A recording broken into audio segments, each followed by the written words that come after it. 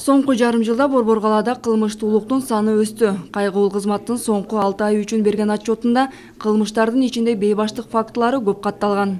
Чакыруулардын убагында ушул изин суутпастан 317 кылмышка шектүүлөрдү аныктап, булар райондук ички иштер бөлүмдөрүнө жеткизген. Мунун ичинде адам өлтүрүү фактысы боюнча 3 факты, адам уурдоо 5 факты, каракчылык 5 факты, тоноо 14 факты, уурдоо 40 факты, жана ошондой эле көчө кылмыштары боюнча бейбаштык 193 факты.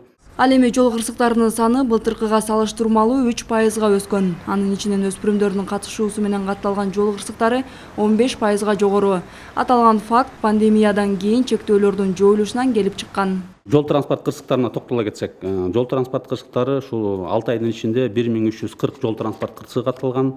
Анын ичинен ушу 1726 адам жабыркап, 21 адам көз жумган. Бул былтыркы жылга салыштырмалуу жалпы жол транспорт кырсыгы 3%га өскөн, ал эми каза болгондордун саны 25%га төмөндөгөн.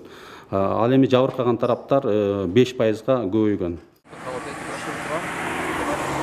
Жайкы сезон башталгандан бери туристтик милиция өз ишин күчөттү. Учурда шаар боюнча 60 кызматкер иштесе, Ысык көл облусуна 40 жол кайгуул экипаждары жөнөтүлгөн. Бардыгы тең офицерлер, булар чет тилди билген кызматкерлер, түрк тилин, англис тилин билген кызматкерлер, француз тилин билген кызматкерлер бар.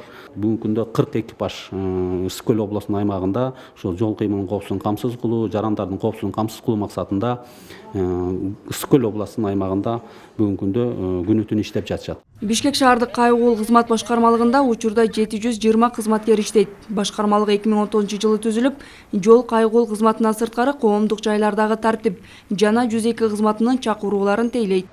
Аруке Амирдинова, Батма Искандарова, Бекжан Токтосунов, Ала Тоо 24.